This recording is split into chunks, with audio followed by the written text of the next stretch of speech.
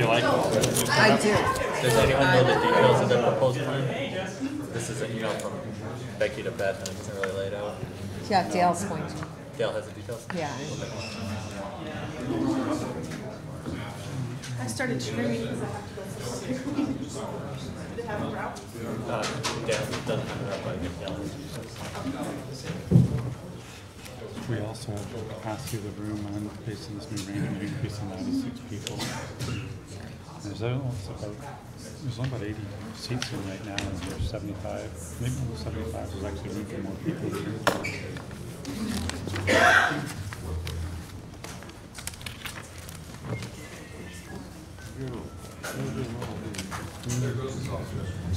Beth, did you say that door should be open? Yeah. Richard, could you just open that door? Sure. And the one in there, yeah, stay for there. Yeah, not that one. She's sick.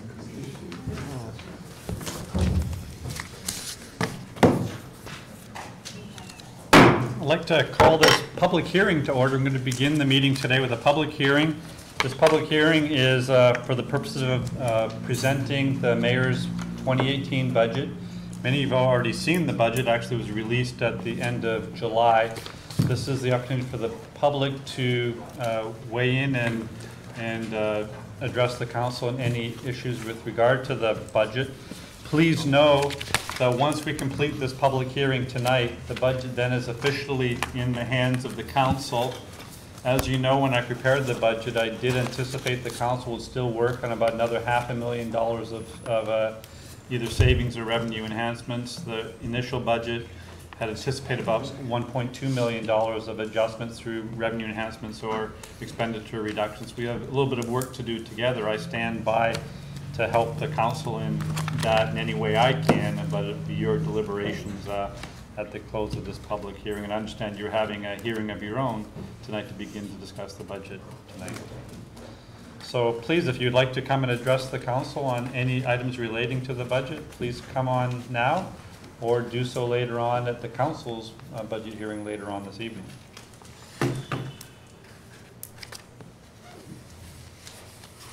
Please. Somebody has to, huh? Stuart Voss, Ward 3, 38 Hillcrest Avenue. In 1992, the charter was changed to institute a change in the financial planning process. Before that time, the mayor, as part of the council, and the council together, the councilors had all together put the budget together. Often they didn't start until after the elections, which was very convenient for them. So one of the things we did in the charter reform in '92 was to separate out the executive role, the mayor as the executive versus the mayor as the head of the council. And that's why the mayor is a little earlier. And in 2001, we also did it because of the 2001 situation, as you know, 9/11. And the mayor, Stewart, at that time decided we really need to get this process earlier, and that's understandable. But basically to have the mayor present the budget, and that's it. And then the council's job is to do with it what it wants. If it doesn't do anything, the mayor's budget stands as of January 15th.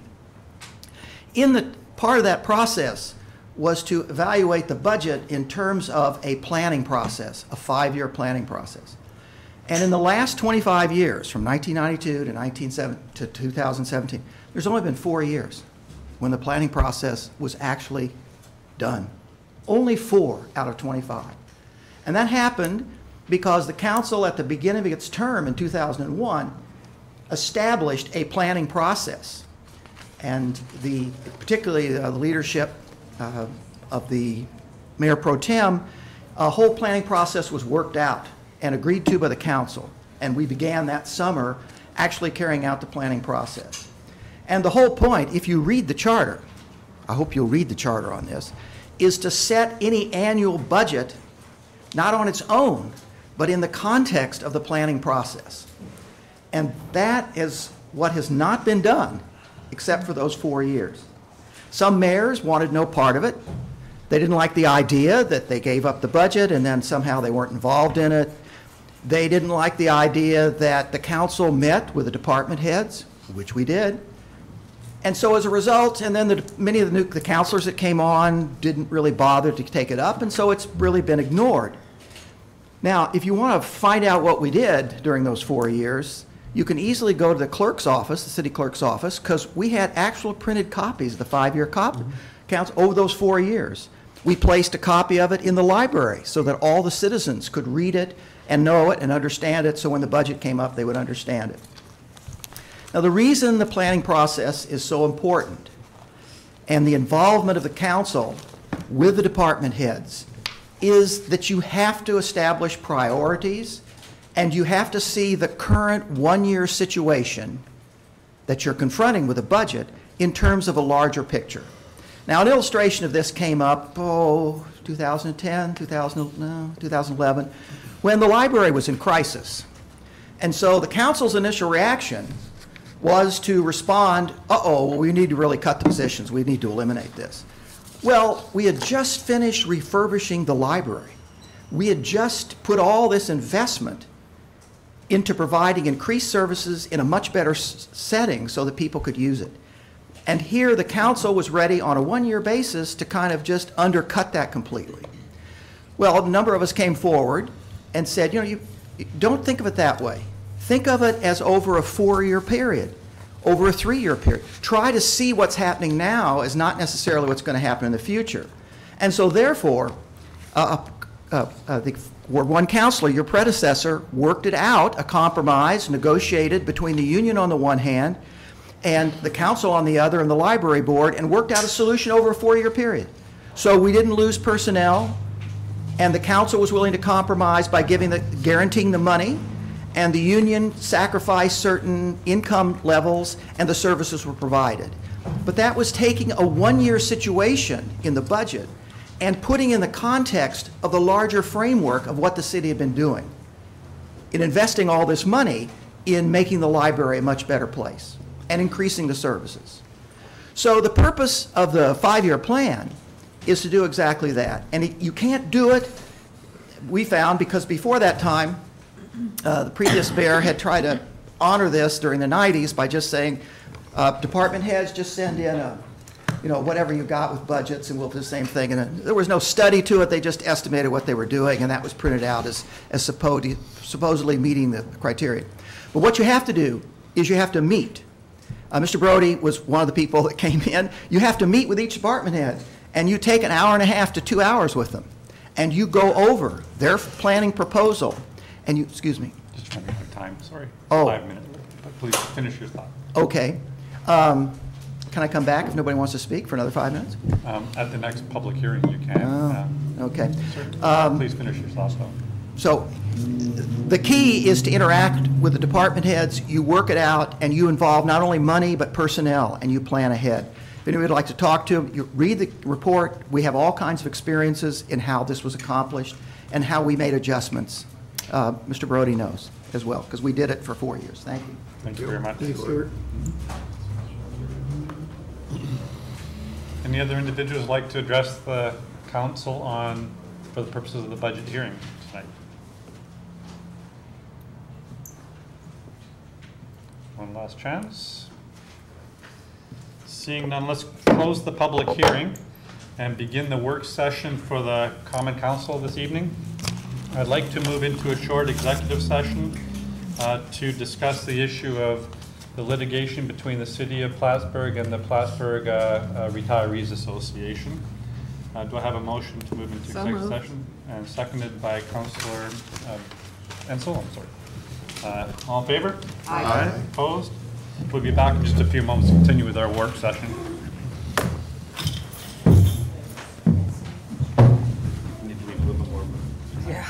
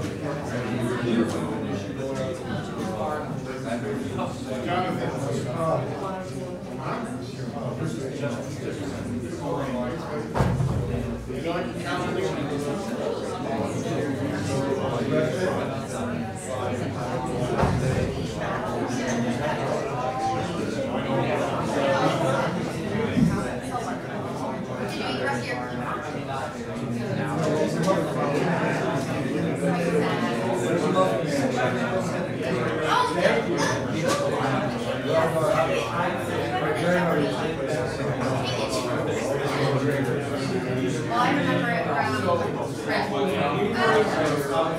yeah, I know. I remember the actual picture they do from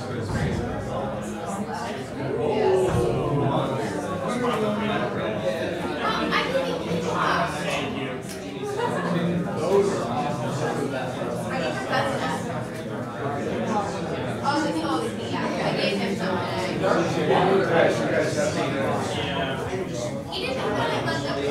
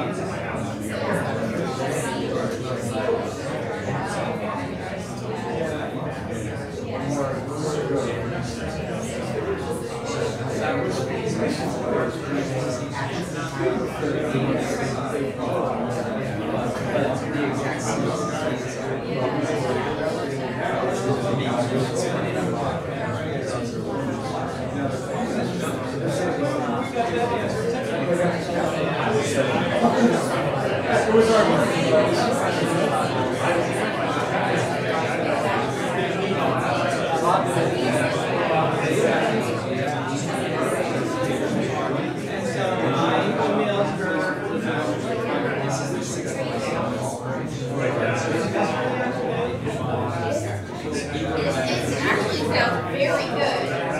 Super nice. Holy crap. This video is the most popular short video.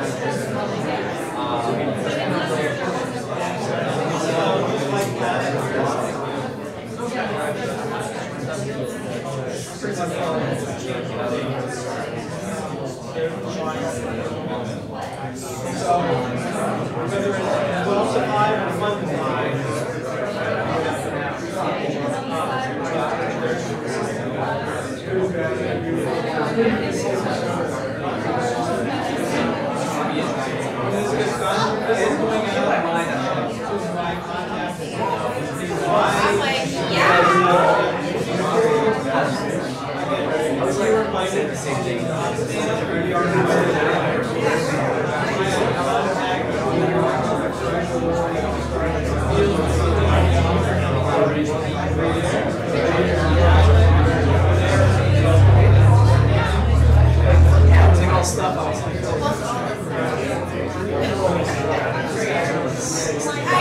right?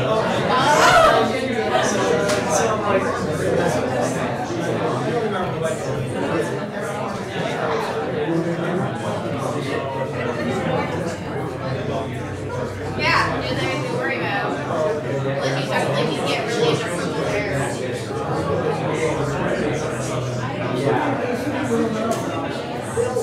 Ew.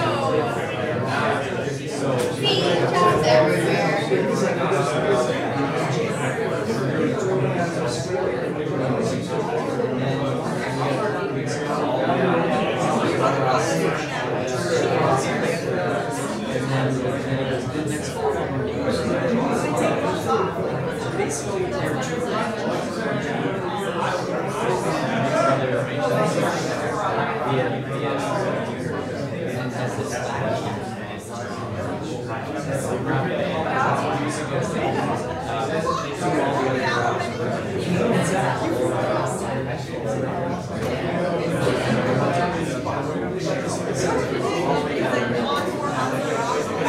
Right?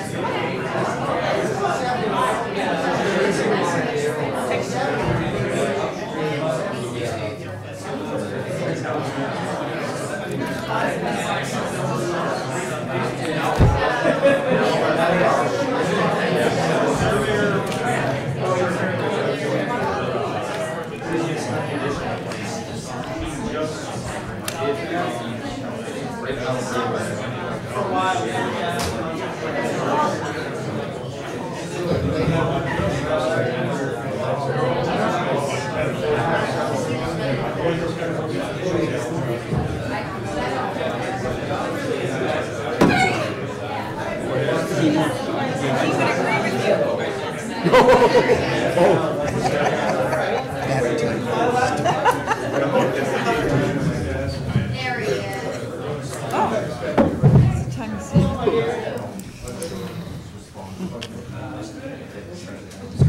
I'd like to resume. We've returned from executive session. We're discussing the litigation between the City of Plattsburgh and the Retirees Association. No decisions were made during this executive session. And let's continue on with our work session. This is an opportunity for any councilors to have a little bit of extended discussion on any items on the agenda tonight. I guess I have just something on 7A with the Adirondack North Country Gender Alliance. It seems that through conversations that we're at a point where potentially we'd be able to have the parade be functioning on the sidewalks for the most part. I think it was, if I'm not mistaken, that the cost I think associated the city would need to pay would be around $200. I feel like that is a reasonable amount of money, so I think that hopefully we're able to take that off the table today and that it would have support. I didn't hear that figure. Is that correct, Lieutenant? About $200 for overtime? So the cost for one officer on overtime for 3 hours is $199.17, and we're going to be able to supplement coverage from the shift that's already working. Yep. And I see we have some folks here. Do you guys have any questions or thoughts or concerns? I know that it may not be exactly ideal as far as what you were envisioning, but I know that you had mentioned that potentially with some proactive planning for next year, that we may be able to work something out that, you know, might be a little more what you looked like, what you were looking like for the event. But is this where we can speak? it's up to the mayor. And this is a question and answer informal session. You also have another opportunity during public comment in just a few minutes to speak more detailed if you'd Just like. let me know when. That's okay. Yeah. But you Thank can- you. I think we are content at this point, and then next year we will plan differently. And thank you for your patience and understanding. Thank and you. This is something that, you know, like was mentioned, this is something that, you know, the residents of the city of Plattsburgh want, something that, you know, will help continue to shine a positive light on all the great things that are happening in Plattsburgh. And thank you so much for all of your work. We appreciate it. And for your collaboration. That was Absolutely. Yes. wonderful. Thank you. Counselor, we may want to modify the language right now. Yes. The agenda item as is Okay. discusses walking up or closing certain streets. So one way would be to make the amendment on the fly during the regular meeting, or we could, with everyone's blessing, make this amendment through the work session and then just vote on it Do you have that as wording, amended. Dale? So essentially, Dale has the wording. oh, I'm sorry. Dale has the wording. Well, the parade would travel on sidewalk from Court Street to Beekman, left onto Broad, where they will be assisted at that crosswalk with University Police to the Angel Center Yes, and back. yes. Okay.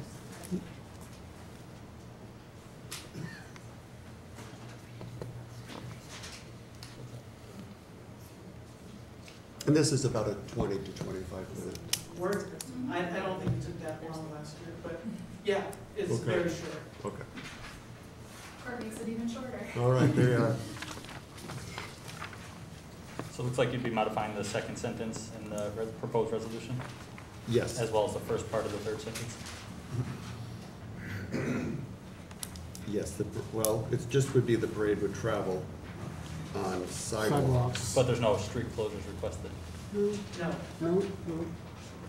And you don't need to True. specify the street, just on sidewalks? Well, I did. They were going up Court Street. Oh, that's right. Left on Beekman and cross Broad to Angel Center.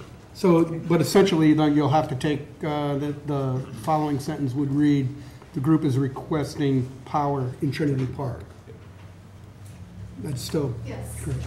And we have insurance now. Yes, the certificate's been sent to us, yes. Requesting street crossing aid and power on Trinity Park, right? Because the police will still be providing you with crossing assistance. Okay. And the time, we would like to change to 12 o'clock to 5 o'clock. And that was done in order to make accommodations to Comic-Con. So we have bent over backwards, time-wise, group-wise, everything-wise, to accommodate all three events. So we are in discussions of changing our starting time. Okay. Thank you. Once again, thank you for your cooperation and willingness to work with everyone on this. Thank you. Thank you.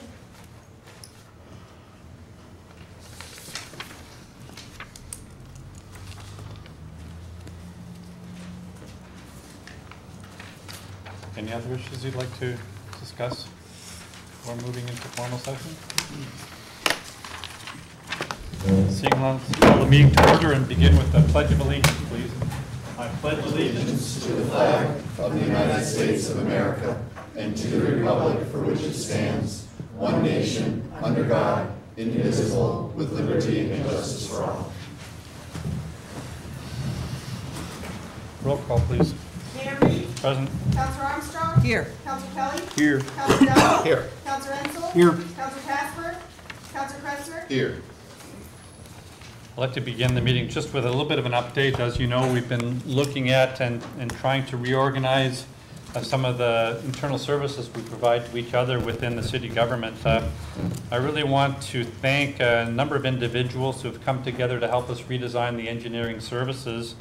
We formed an informal group or coalition of experts in this area, and we've included information technology more recently in that. We call them the infrastructure division.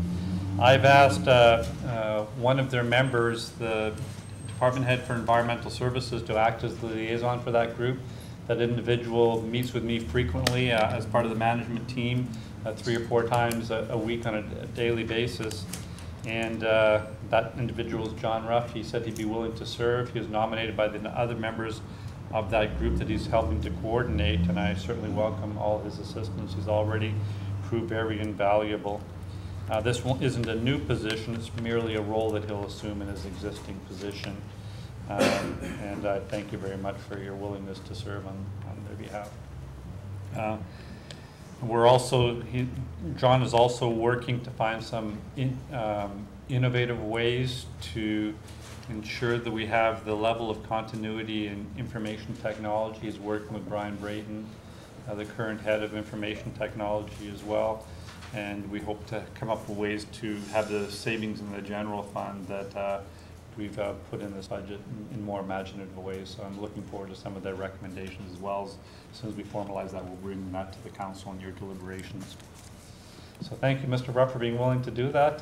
It's very exciting. It's some of the conversations that we've been having. Very difficult, obviously, to reorganize government and come up with the $1.2 million of savings approximately that were in my budget, and another $500,000 that the council, I know, is determined to come up with on their own as well. These are very difficult savings to make, but I really appreciate the spirit and the cooperation that I've seen in helping me do that. That's all my comments for tonight. So we continue, please. Resolved in the minutes of the regular meeting of the Common Council held on August 17, 2017 are approved and placed on file among the public records of the city clerk's office. Moved by Councilor Kretzer and second by Councilor Ensel. Any discussion? All in favor? Aye. Opposed? Passed. Resolved that the payrolls of the various departments of the city of Plattsburgh for the week ending August 23, 2017 in the amount of $106,472.40 are authorized and allowed, and the mayor and the city clerk are hereby empowered and directed to sign warrants drawn on the city chamberlain for the payment thereof. Moved by Councilor Kelly and second by Councilor Dowdle. Discussion? All in favor? Aye. Opposed? Passed. Resolved that the reports as listed are hereby ordered, received, and placed on file among the public records of the city clerk's office. Moved by Councilor Ensel and second by Councilor Dowdle. Discussion? All in favor? Aye. Opposed? Passed. Resolved that the bills ordered by the Common Council for the week ending August 25th, 2017, in the amount of $1,460,514.25 are authorized and allowed, and the mayor and the city clerk are hereby authorized and directed to sign warrants drawn on the city chamberlain for the payment thereof. Moved by Councilor Armstrong, second by Councilor Kelly. Any discussion? All in favor? Aye. Opposed? Passed. This is an opportunity for any individual to please come and address the council on any items on the agenda. There will be another public comment period at the end of the meeting for any issues that concern you as well. We do ask you to mind a 5-minute time limit for issues on the agenda, so please come forward. Again, Okay. I'm glad to meet you since we have had a date conflict, and that is why I'm here. I again ask that, thank you for not closing Brugger Street. I think that would have impacted our quilt show very, very much. There really has to be some kind of way for different activities such as these to be coordinated so that they're not the possible conflicts. You know, we all live in the same community, we all, you know, speak the same language, and there really has to be a way. I don't know if it's this group with Plattsburgh State or the towns and the villages, but your march is wonderful. And I wish I could be there, but I will be working up at the field house at the show. And I just really hope we keep Brugger Street open with all the college back and the traffic to the show and your traffic. I hope it happens. So there's got to be some kind of better way to coordinate activities. You know, we're going to have 500, 600, 700 people going into the field house. So thank you all very much. And I'm going home to eat dinner with my husband on our anniversary. Happy anniversary. Happy anniversary. Thank you. Any other individuals like to come and address the council on any items on the agenda, please? So, thank you for having us. I am Kelly Metzger with the Adirondack North Country Gender Alliance. One of the purposes is for me, to really showcase Plattsburgh in a very positive light. I'm surprised I'm here because I'm actually from Saranac Lake. But I am here because I believe in Plattsburgh. I believe in the beauty and the diversity of your city. I would love to make the Adirondack North Country shine along with some of our other diverse cities around the state. LGBTQ has really not been shown here in the Adirondack North Country. And finally, we are able to come out and put on events that show the diversity and the welcoming nature of this beautiful city. That is my intent. We are looking to bring guests and visitors from around the state. This will be advertised statewide. And so for us to put on a quality event so people will say, yes, we want to go back to Plattsburgh next year. That's sort of what we're looking for. This has been a very difficult year. I understand that. I understand not having jobs and losing jobs. Colin knows. So I feel for what you've gone through. Hopefully next year we can do a traditional pride parade, because that is what's going to bring people here. We are bringing people into your restaurants, into your stores. We are having events that will affect downtown merchants. This is one of my goals, is to really make a wonderful event that brings people from around the state to Plattsburgh to show the beauty that we have here and to show how welcoming this community can be. And that is great for your employers as they attract employees. That's great for the city to show when we see what's going on in other cities around the country, the hatred, the violence, the anti-LGBT, the anti-this, the anti, but to show Plattsburgh as a welcoming community. This will put you on the map. So we are hopefully inviting people from various levels of state government. Hopefully they will, they've indicated interest, hopefully they will show. And we will do our best to promote this statewide. So we look forward to having a successful event. And of course, we welcome all of you to attend. So thank you. Thank you so much. Any other individuals like to come and address the council, please?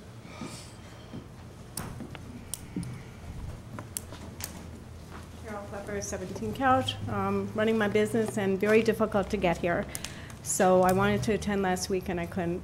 I just wanted to stress that I voted for Mayor Reed because I felt that he was a Democratic leader and that there was going to be transparency and it was going to be an open process with all decision making, including something as important as budgets. So I do want to just comment that I do have a lot of concern that the budget cuts that were recently passed and the charter change to accommodate those budget cuts are going to drastically affect the city, and that I would have preferred, as a longtime resident, 50 years here, that it would have been more thought out and more planned. So I do ask the city council, in going forward, that any future budget cuts are really thought out with a plan and presented to the public before they're voted on. I would have preferred, as Joshua Kresser brought up, that maybe we had something from the county to be able to say that the city engineer and some other services that we're trying to joint efforts with the county and cutting budgets to our own city to be independent would have been presented at a couple meetings before it was voted on, to see something more concrete, because I do believe that cutting the city engineer, even though you're going to try to work with the other engineers in Plattsburgh, is going to cost us more money. So I ask, as we go forward, to document all money that is spent on any engineering roles that were formerly the job of Kevin Farrington. And I would have preferred, as running a business, that maybe you would have reached out to some of the other department chairs, including Kevin Farrington, and said, you know, maybe you'd consider part-time or some other alternatives rather than just cut the position.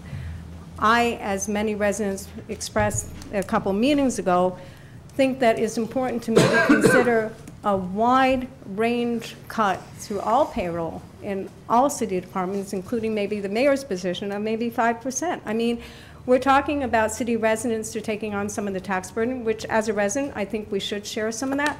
But I equally think that all departments should consider maybe a 5% cut and see what that would do.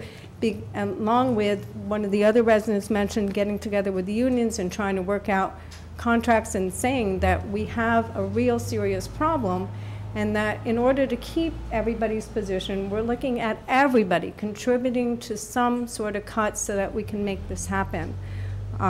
The other thing that we talked about as residents was trying to pool together some volunteers in various districts to work with Public Works to maintain and kind of work on some of the parks. I think it's a great job that they cut. Rachel Armstrong had, you know, recommended that the city Public Works cut down the trees along some of the railroad tracks. That's definitely an attraction for city residents, as well as people coming to the city. My question is to Raquel, Rachel, who else is going to maintain that? How are we going to maintain that so that it stays cut? Because I think that's one of the things that we as a city don't think about too much, is we're going to do something and then how do we work at maintaining it so it's not so costly? So that's a question I have. I know you can't answer me at this point, but there is a question that I would like some of the councilors to answer to me, is how are we going to maintain that? And if we were able to cut that, why couldn't we clear some of the other area and work with some of the people that own condominiums along that path to work on keeping it cut and maintained, because now it's growing up. That's just an example. We did some cutting and trimming over at the Champlain Monument, and I see that the weeds are growing up again because there's not foresight in maintaining, putting down the black carpet, pine bark nuggets maybe instead of the mulch, to prevent it from growing up again, because here we are again trying to spend public money to maintain it. So I ask that we look at some more long-term drastic measures that will be across the board rather than picking at certain departments where I think we're going to really have a negative impact. Thank you very much. Thank you, Carol. Thank you. Any other individuals like to come and address the council, please, on agenda items only right now? Seeing none, let's continue on with our regular session then. Motion to remove item 7A from the table. Moved by Councilor Kretzer and second by Councilor Dowdle. Discussion. I presume as amended in work session.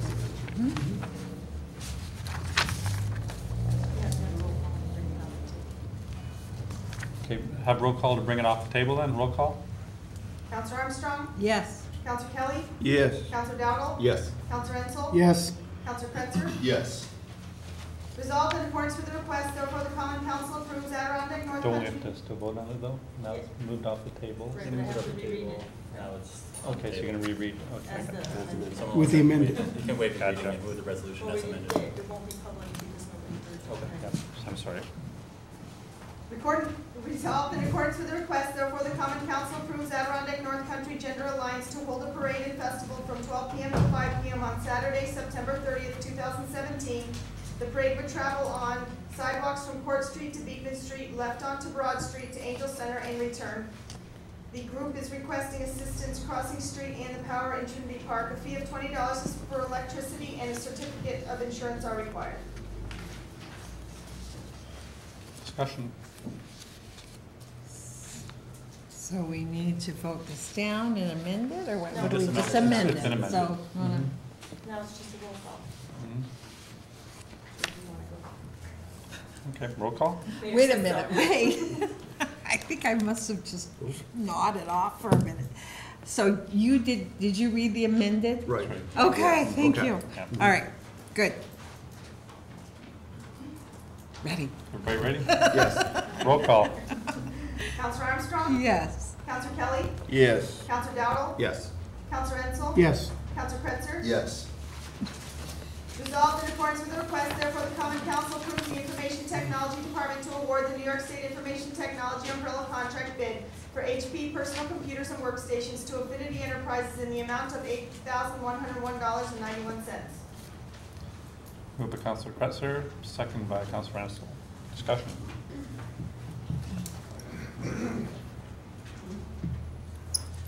Roll call? Counselor Armstrong? Yes. Counselor Kelly? Yes. Counselor Dowdle? Yes. Counselor Ensel? Yes. Counselor Kretzer? Yes. Resolved in accordance with the request, therefore the Common Council approves MLD write-off unpaid final bills, May 2016, in the total amount of $4,338.76. Percentage of write-offs for this period is 0.39%. Moved by Councilor Dowdle and second by Councilor Ansel. Discussion. Seeing none, roll call. Counselor Armstrong? Yes. Counselor Kelly? Yes. Counselor Dowdle? Yes. Counselor Ensel? Yes. Counselor Kretzer? Yes. Resolved in accordance with the request, therefore the Common Council approves Jessica Mitchell of 12 South Acres Road to close down South Acres Road, which is a dead-end road, on August 26, 2017, from 12 p.m. to 9 p.m. to have a safe area for a block party.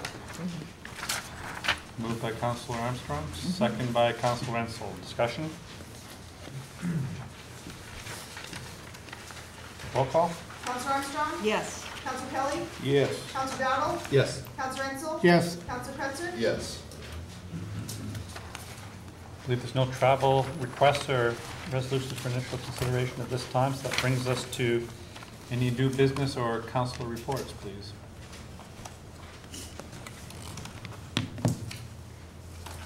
I do have a beach report. Just need to call it up here.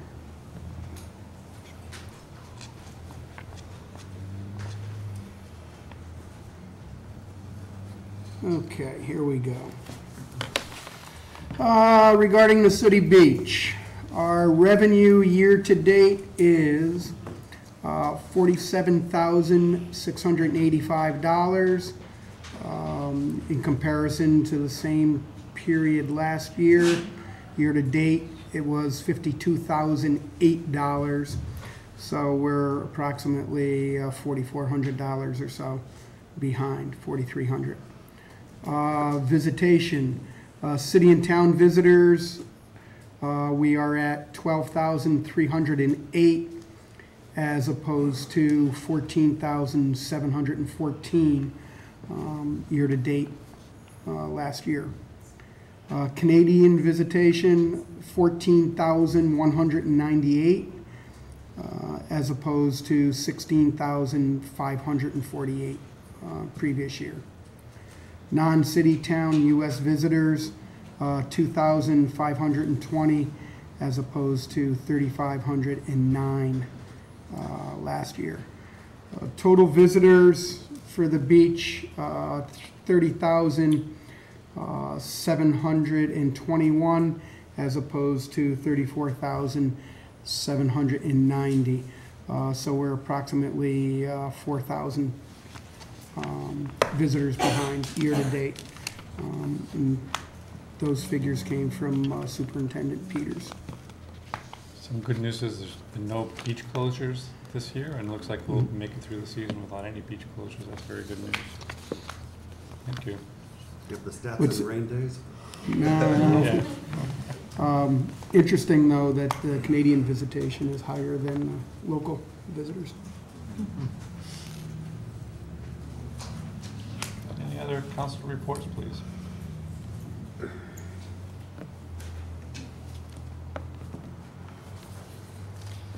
Seeing none, we can move into public comment. This is an opportunity for the public to address the council on any issue. And please be mindful of the 5-minute time limit. Mr. Voss would like to come and address us again. Yeah, I'll watch this time.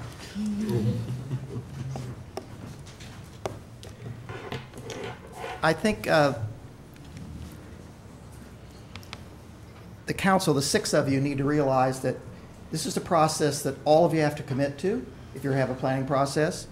You can look in the minutes of the council of 2001 for 6 months. You'll see how that process was devised, what it consists of, how the council went about it. There is the 5-year planning process. The first year was the most difficult because we'd never done it before. But after that, then we always looked at the next year in terms of what we did the first year. So we made adjustments. We saw, okay, this is what we thought for the years 2 and 3. Okay, that's changed. We need to think of such and such and such and such. The important thing is the ability to meet with each of the council heads. And you're going over things that it's not simply, what is your budget proposal this year? It's things like, oh, we're anticipating retirement. There's going to be a new department head. Well, we're not going to be hiring the new department head probably at the same price of somebody who's been here 20 years. Okay, that's a savings of something. What are we going to do with that? In the water and sewer, in the water plant, one of the examples was we got to know 2 years ahead of time that one of the key people in that 4 or 5 person staff was National Guard duties was going to be responsible. So it's not like you just plug somebody in there. Somebody has to have the experience to do that.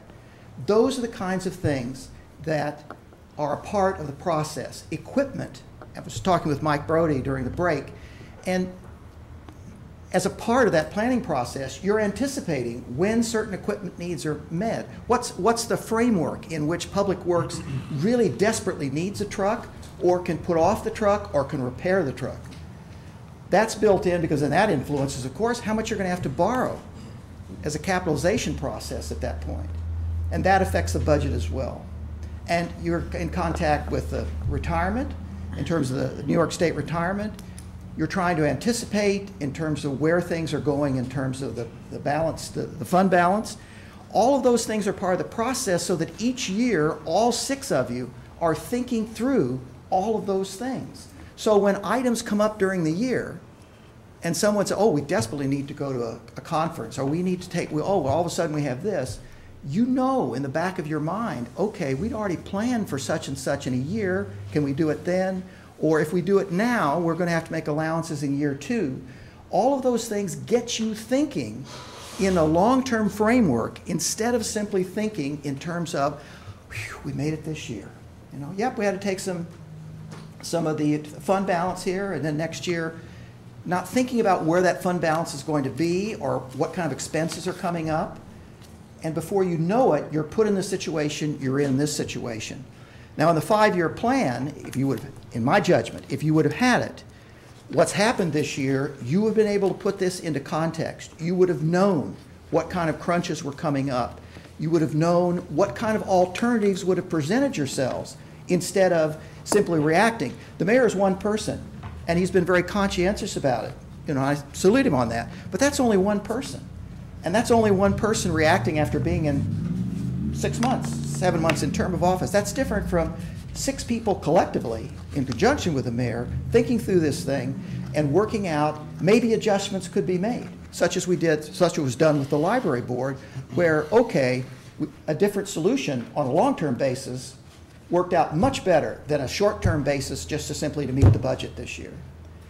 And then the important thing is to get this to the library, if you do the planning process, so that everybody can see it, people have a chance to read it, and more importantly, so that you have it, so you come around the next year, you know what you have in long-term committed yourselves to, and the department heads know, and they come to you knowing that's what they have committed, and they'll make adjustments as they come through. Then you see, you're part of the whole financial planning process.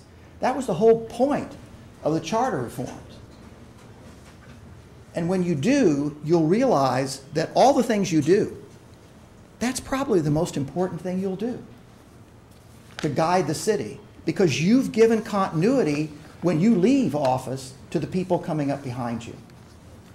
And that's absolutely critical. And the department heads will have confidence that when they make proposals to you, they can refer back. Remember when they had that meeting last summer? We talked about in year 3, this is what we needed. It's not something that's unfamiliar. It's not something that's coming upon you all of a sudden, but it will have been there. Yes, I see my 5 minutes are up. Thank you. I've seen it too. Thanks, Mayor Stewart. I appreciate it. I hope you'll think it through, because a lot of effort went into that charter reform, and I can tell you from doing it for 4 years, it makes all the difference in the world in your awareness in terms of financial management and supervision and interconnection with the department heads. Thank you. Thank you. Thank you. Thanks, Stuart. Any other individuals like to come and address the council on any item?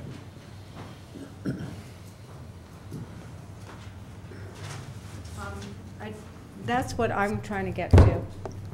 I know that Mike Kelly has worked really hard. I haven't been able to attend any of the budget meetings. Running a business is not anywhere near the difficulty of running a city. But as I said to Mike and some other people many months ago, I know, just like he said, I know we have historical data. I know that Richard Marks has historical data.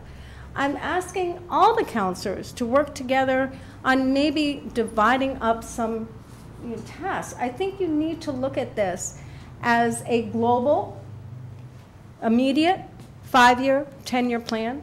And I think that each counselor maybe needs to work with some individual departments to do a real detailed analysis that they can then bring to a report once every 2 weeks, I don't know, to all the counselors, pool the information, and have spreadsheets, have it on the computer, and have the information to compare. Because what I feel like is happening every single council meeting is what's happened tonight.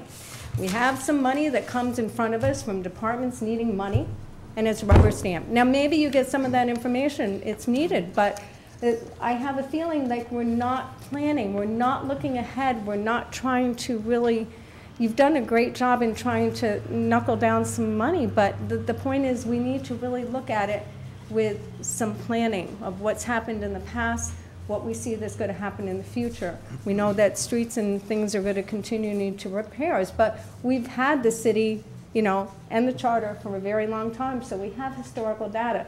I feel like we're kind of working by the seat of our pants, and I think we really need to look at that data and do a detailed analysis and spend many, many hours dividing up some chores between counselors and city residents that have time to actually look at each department, work with the department chairs. I mean, Mike Brody's been in your position, I don't even know how many years, but you have so many people that have valuable knowledge and you have the data. That's what we need to do. We need to get to work. I asked that the city do a moratorium on any more spending. I mean, people come in front of the council all the time with, I need 500 here, I need to close off the street here. I want the city to be accessible too, but we need to buckle down and say, let's come up with some alternatives. Becky mentioned a couple meetings ago some alternatives to the gay pride and trying to work on something instead of using city dollars for police. But that's what I ask. Thank you. Any other individuals like to come and address the council on any topic?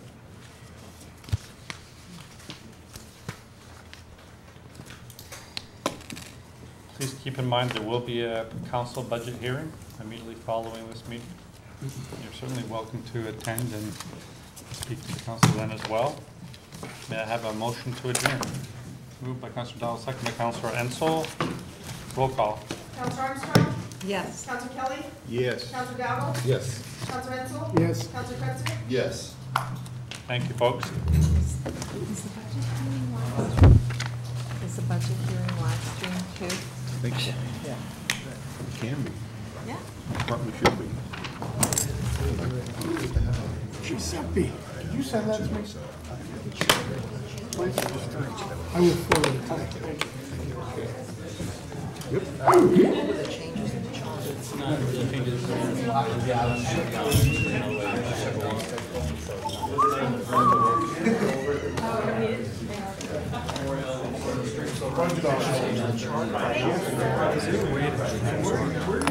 I just need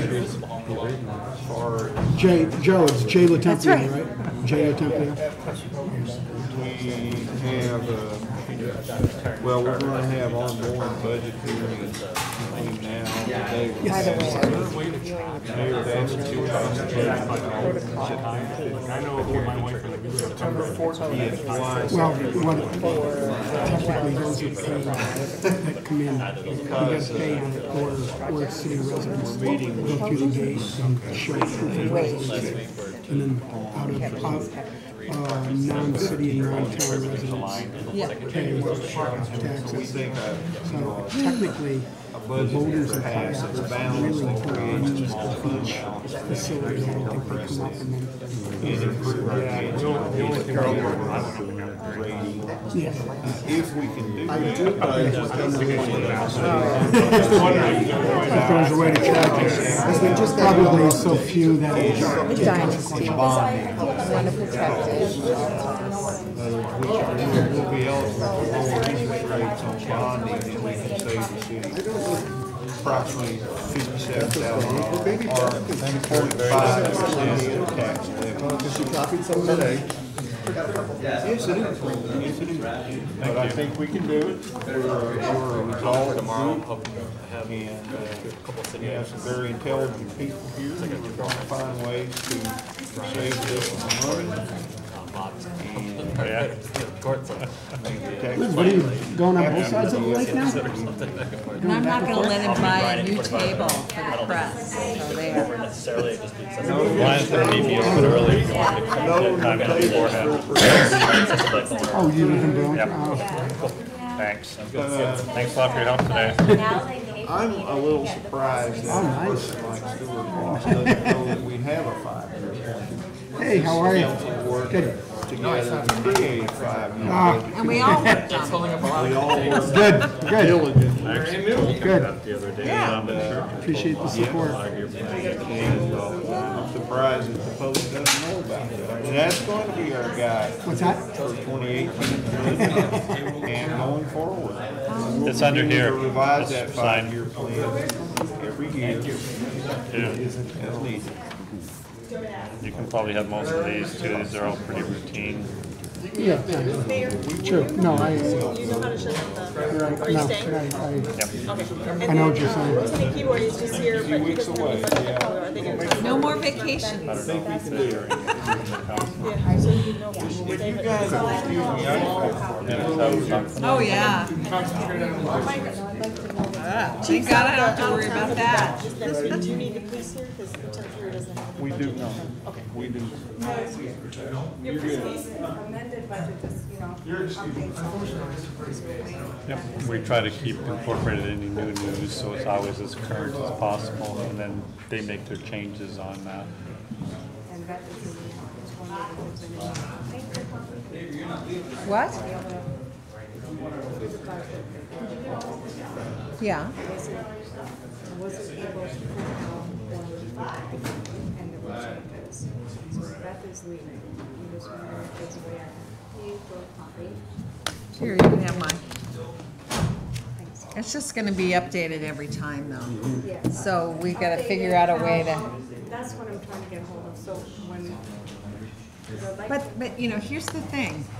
There's the mayor's budget, and no amendments have been made yet, so no formal changes have been made. We've gone over it line by line with whatever affected department head, which, by the way, we always do.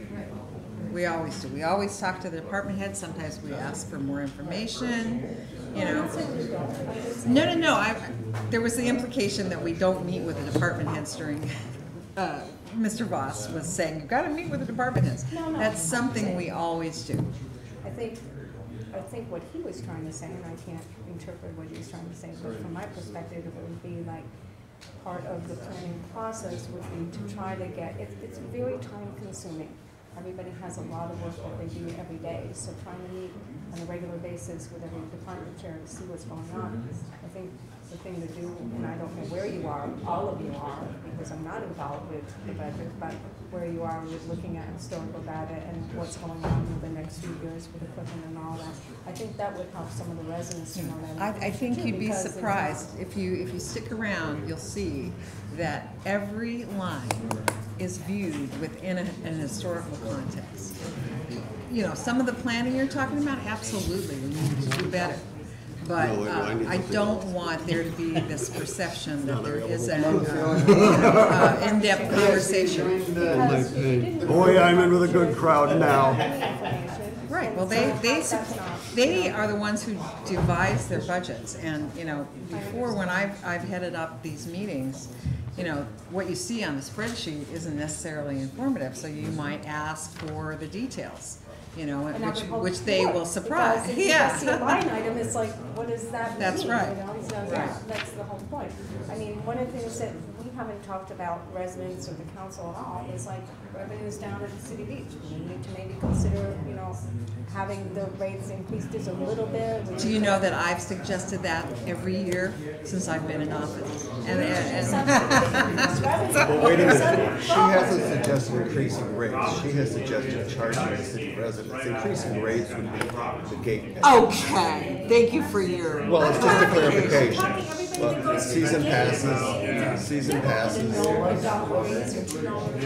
mean, it's not just budget cuts, it's revenues. We talk about that. We talk about revenue. We're talking about it all. I understand. Litigation, you might have had. We're gonna plan to get that back. I think there's a lot more really good stuff happening that you don't know about, that you'd be really surprised. You gotta come to these hearings though. This is probably the 15th hearing we've had on the budget this year. These guys started on their 5-year plan back in June. But if you don't Before come. June, it had to be done by That's June. right. So there's a I'll grab my lot. glasses, but Thank you for reminding me of what I suggested. Yeah, but that's only a 98-mile-an-hour fastball. Yes, yeah. I was not. Right. Trade is up.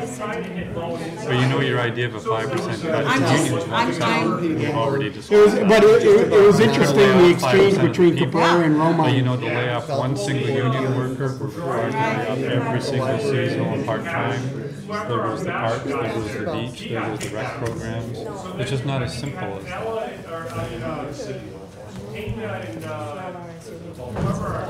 Which is, oh, yeah. I've heard it, we get on the budget page. You told us, but I didn't. We're doing that. City clerk, We're doing that. page 5. But I knew that, okay. no, there's no loopholes. No. We lay off any other workers, that's the only leverage we have. That's the only Mike, leverage we have. Mike. We can't unilaterally lower Mike. the salary. I work for the old Mike, Penny. So the only thing we can say is you can choose a 5% cut, Carol. or you can choose layoff. I'm sorry, we need to start our meeting just as soon as possible. I don't think I have one out.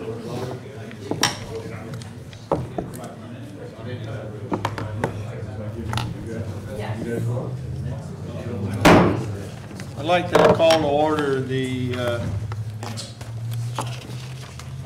August 24th meeting of the Plattsburgh City Council for the purpose of budget hearing. last week we began the process. We made our way through a large part of the general fund, the revenue, and we made it through expenses up through the city clerk's office, and that's where we'll pick up tonight.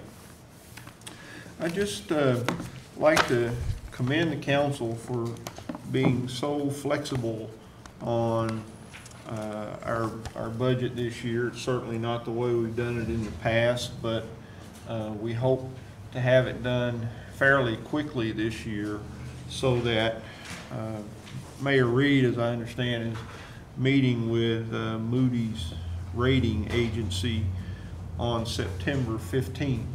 Approximately. We're still setting a date, probably the latter half of September. Okay. So we're going to attempt to have our budget passed before Mayor Reed meets with the rating agency. The reason why we're going to do that is because we can save about $57,000 a year, I think, on the bonding that we do for capital projects if we get our Moody's rating improved. So it's a worthwhile endeavor to see if we can save the taxpayers an additional 0.5% on the tax levy by accomplishing an early budget. There's many other reasons to accomplish an early budget as well, but not the least of which is to give our department heads more time to plan for next year. So with that introduction, then let's continue where we left off last week. One more thing I just remembered. We are challenged to find an additional $500,000 in cuts. And as of last week, I found one cut that I'd like to propose that I couldn't really talk about it in detail last week because we had to wait until the public hearing for the budget to have the public weigh in. And that one thing I found was in the city council line, and I'll tell you what page that's on. Common Council, that is on page 4. I propose that we reduce our regular pay line from $60,500 to reduce that by 15%. So we would, in essence, take a pay cut next year. So, Richard, I don't know if you're keeping track of these, but that is a formal proposal that I have made to take a pay cut next year. It's number 1 on the list. Okay, thank you, sir. That was how much per percentage? 15% of $60,500. We currently make $10,000 a year, so we would be taking a pay cut down to $8,500 a year. I think it's important to show the public and our fellow employees of the city that we have some skin in this game too. It's difficult, but we can do it. Okay, having said that, let's go back to page 5 and continue our discussion. City clerk is the department. Yes, sir. Can I ask one thing? While we're on page 5, can we go back to the top of the list under finance? Yes. With the new revised line 4430. We certainly can. Previously, the actual was 12,254. Or no, the actual was 9,100. It's now 12,200. The projection remains the same, but the 2018 budget was 24,200, and it is now 6,200. A difference of 17.5%. Now it's 78.9%. It's an $18,000 reduction for the rent, half the rent on the building. And we live in an MLB. The other 18,000 is down in basic processing. Okay, I probably got that marked. So that was the 36,000 we talked about last week. If we don't occupy that building, it's like 36,000 in rent. That's if we don't occupy the building. Correct. How big of an if is that? Well, if the plan is to be out of that building, and be out of that building by the beginning of the year, so Right. we save all 36,000 Right. a year, we have to start moving right now to move into this building and get some space going. Or move someplace. So the likelihood of that is, not that I can predict, but it's not terribly great. You can work from home, Richard. Work from home. We need an IT to develop that, probably. A lot of people do that. Right. But we're not talking about that. So we're talking about this reduction is just a maybe situation. It's in the budget, and I was told to put it in because we're gonna do it. By the first of the year. In order to save all 36,000, yes, you have to do it by the first of the year.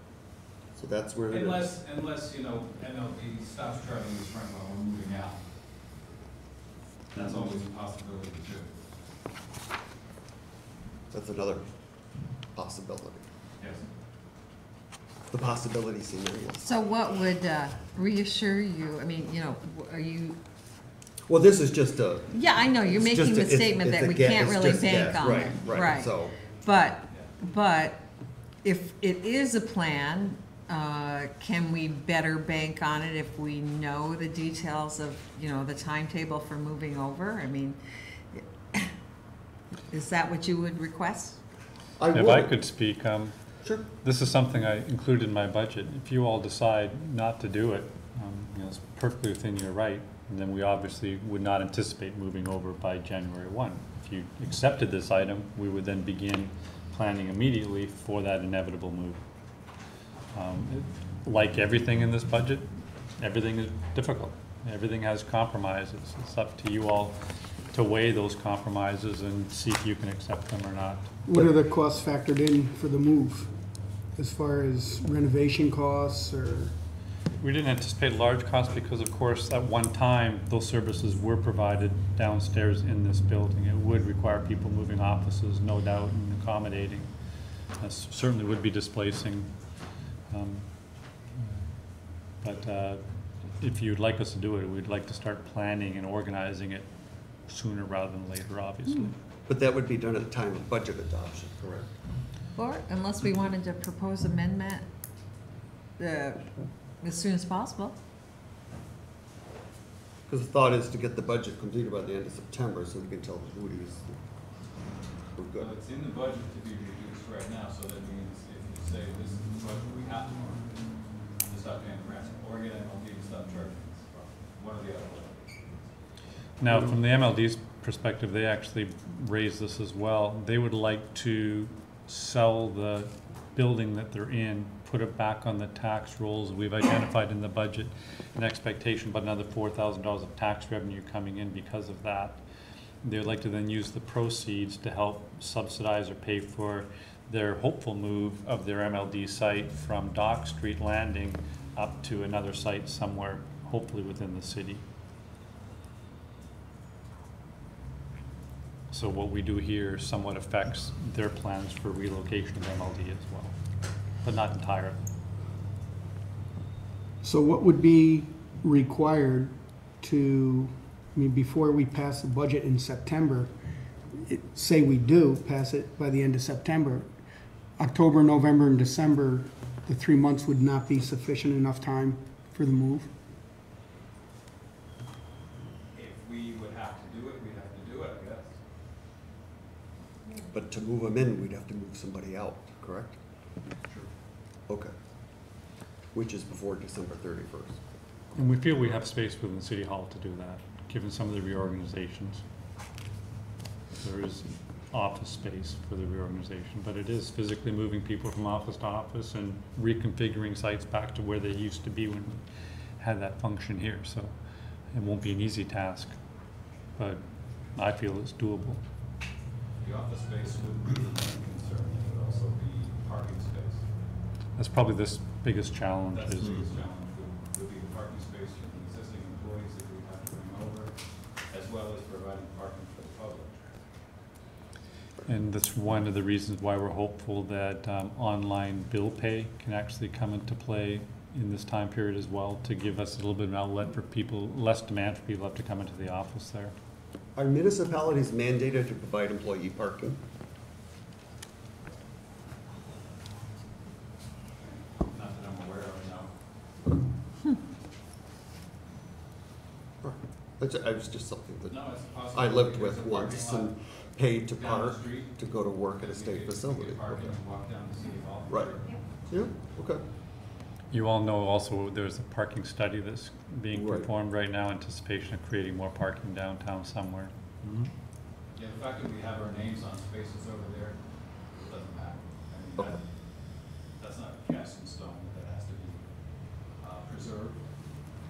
It sounds like the mayor and Mr. Marks have taken on this challenge for themselves. And I say, let them do it. But I wonder, is there a safety valve in case you can't do it for some reason? Would you be able to find those savings elsewhere in your budget? You don't think so? Okay. Okay. And would we be looking forward to the move? No. Absolutely. What about record savings and what about existing record space? Repository is an issue too, because I think the city clerk was looking at using the basement in the building for a central repository as opposed to the storage over here in City Hall, because it floods on occasion and it's not big enough, so that changes that whole plan too. There's a lot of records over there that can be destroyed. I mean, there's no sense having records back to 1941 for service orders on electric accounts. I don't know why we still do. Everybody likes, the posterity of it. Go back and take a look at what happened in 1941. I don't read them down. So Dale, are you proposing that we strike this from the budget? Well, I don't like to swing at a pitch we know we can't hit. That's my thought. I just don't see how that's gonna happen. It's possible. I mean, it's not impossible. You just saw the parking problem, of course.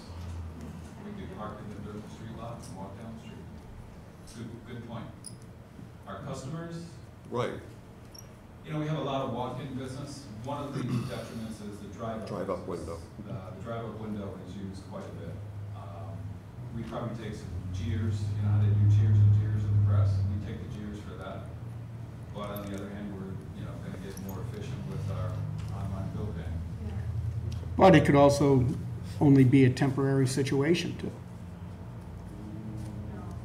The lack of a drive-up window? I'm not saying immediately, but in the future, a year or two down the road, there might be some way to come up with some Well, additional. We discussed a possible kiosk like banks have with a vacuum tube, but that would be pretty expensive. Well, I say if you're up for the challenge, keep it in. Our customers find places to park now and walk in the building and pay their bills, so the only thing that goes away is the drive-through. They can park and walk in. That would increase the traffic here at City Hall, probably at this entrance, right? This entrance, right. Behind these windows. Okay. Actually, that's where the counter was before, that received customers and took payments. We're kind of a unique animal with, collecting 60% of our utility and tax bills by people walking in and wanting to pay. But it's because we're close to the post office, and it's a small town. Whoever's lived in a big city knows that you don't go down to the local utility place to pay your bill. You write a check and you mail it to Pittsburgh or, Denver or someplace like that. Why not? Lockbox. So, it's a unique situation that we have that many walk-in customers. But the other unique piece of it is we have, a lot of utility customer chains. People have to come in and start accounts and final accounts because they go to college here. So there's busy times for that. But that's gotten a little bit better because of technology. People can do it online. instead of having lines out the door and down the street like we used to when I first started here, it moves along pretty quickly, so the traffic has been limited. And with the added HR responsibilities, will there be more employees contacting your office? Going to your office? Probably not. You know, most of the HR issues that we have are workers' compensation claims and healthcare related questions and issues. So you don't expect more foot traffic into your office? Oh. Based on that? If it's there, we'll take it, obviously. But, you know, we're supposed to try and have with the new healthcare broker, someone on site like we used to with First Niagara, not 5 days a week, you know, right. 52 weeks a year, but at least maybe once a week, or if not once a week, once a month, at least to handle the employee and the retiree questions about healthcare. Okay. And like I said last week, we do have 2 senior payroll and personnel associates now in the city. We have 2 of those titles. So I believe that the accommodations we need for employee paperwork, civil service, status changes, questions about healthcare, follow-up on filling out workers' compensation claims, that can all be done utilizing those 2 people as the lead personnel. So, what costs can we expect, and I think, Peter, you brought this up too, would need to be allocated to make this move possible? You know. That's a good question, that was Yeah. planned out. Yeah. Have to build a counter. We don't have security in the building right now, Yeah. so security's not an issue. There's no security. This I mean in the building. physical move. No, yeah, I think No, I understand that. those costs have not been factored into the savings. Right. As far as building a counter and relocating equipment. And electrical service is going to be adequate? Electrical service, you need to plug everything in? Is it? Right, You have there'll to be look at that. some IT adjustments that Right. need to be made. But, you know, there again, I'm looking at this from the point of view that we're already, with the mayor's budget, we've got a, you know, certain tax increase, right? And our goal is to contribute more cuts in order to make it work. I believe, I've got to put my faith in the idea that if this plan is going to save us $36,000 a year, well, we better make it work. We better set that goal and do what's needed. And I trust the administrative faculties of all those involved, you know, to accomplish the task and do it. And from I my agree. perspective, if you are concerned about it, that's fine, take it off, but find something else to put on the list that we didn't anticipate, which is fine too. You know, we're putting all our best minds together at this point to come up with net savings. So I don't worry that I've got any pride of ownership, but if you take something up, make sure you put something at least as large back on somewhere that we haven't thought about yet. My feeling is it appears to me, and Richard, correct me if I'm wrong, that you are supportive of this. And my feeling is if the person directly involved is supportive of it. Well, I wouldn't want to put that word in Richard's mouth that he's Supportive of he's it, willing but to work with. he but that's did what give we're me a gonna do. nod. Yeah. If it's the plan to do it, we'll do it. Am I looking forward to it? Absolutely not. And if, Who would? Can we make it work? I think we can make it work. If I think there's MLD enough space. My only concern was, my main concern is the drive-up window. Of all the concerns, that's the one. Well, But I you think know the other what? thing too that we have to And look that's at, just because of the public pressure about losing that feature. Losing that You could designate that parking space and put a little safe box. Oh, yeah, Dropbox like we have Yeah. right now is Yeah. fine. And the Dropbox through the Oh, wall. you said the walk-up window. The drive-up. Drive-up Like a window. bank. Right. but I think the other That's busy all day long. the other piece of this is what Colin laid out earlier regarding MLD, that this would be the first step toward that relocation and possible sale of the building by MLD. Correct. You say the window was busy all day. The person that operates the window, what are their other responsibilities? Helping customers inside the building. So without that window, could we reduce that item to a part-timer? No. You're gonna have that traffic coming in. The traffic at the window is gonna come inside instead of coming to the window. So no, you'll have just as many customers. I wonder if you will, or would they mail it in if they couldn't? Yeah. If they got a park That's a good down there question. and walk We over? put in the lockbox, and we also put in, the payment plans for either credit cards or e-checks.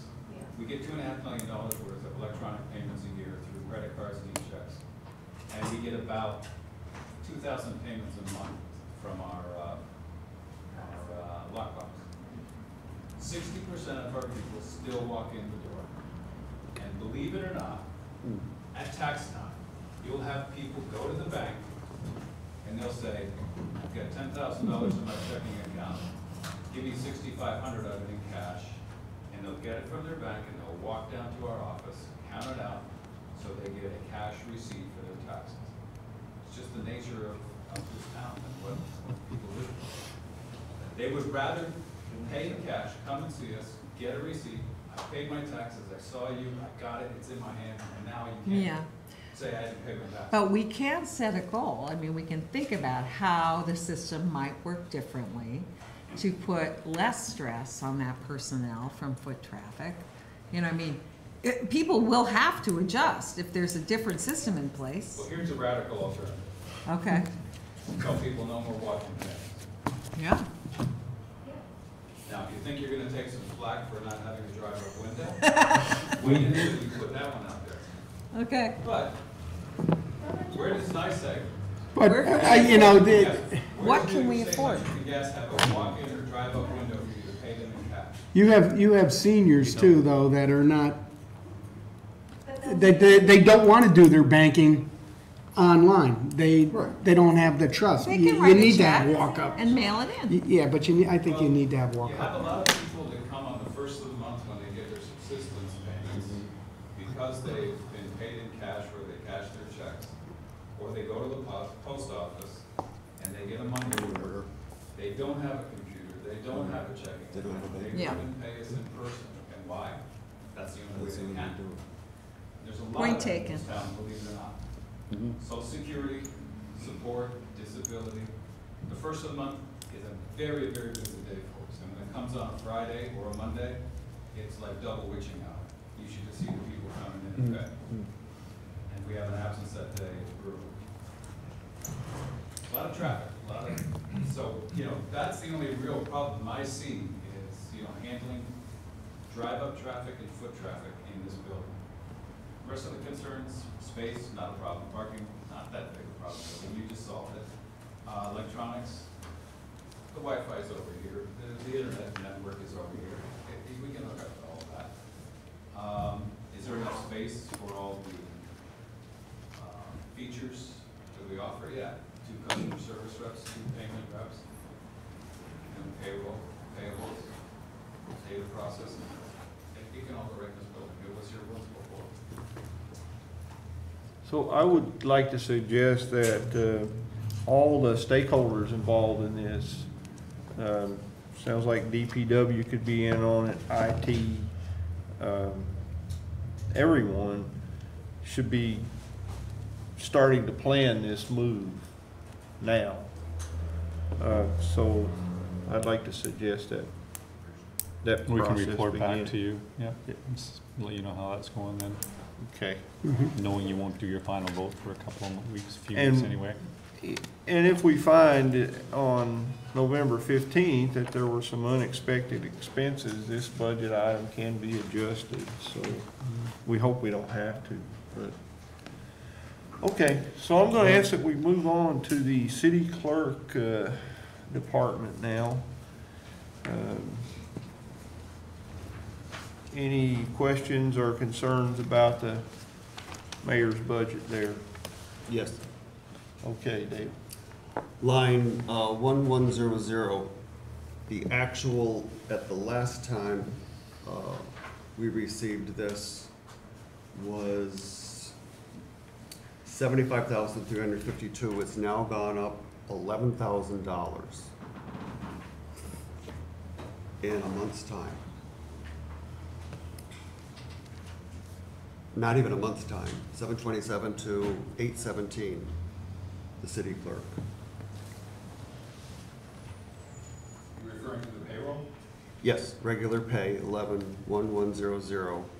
It was, actual 2/17 was 75,352.98. It is now 86,260.47. That's an $11,000 increase. In the actual amount? Right. And just, I mean, everything else stays the same, but that's gone up about $11,000. Right. In 2 weeks, Two right? bi-weekly payrolls. 2 pay periods since. That'll do it? Yeah. $11,000 sounds about right. So then, if it's $11,000, we're gonna get to the projection of $140,740 in 4 months? And not quite 4 months? Yes. Okay. All right. Okay, may we go to page 6, which will continue the city clerk, and just the totals there. Next is Corporation Council. Does anyone have any questions about the spending there?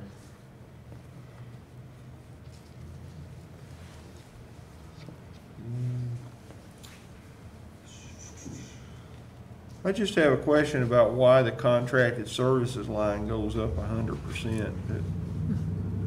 We're anticipating a lot of additional legal expenses this year and next year. Okay, Regarding a myriad of issues that are going to be going to court, going to hearing, going to appeal, et cetera, et cetera. And if you recall, we built those into your 5-year budget Yes. as well.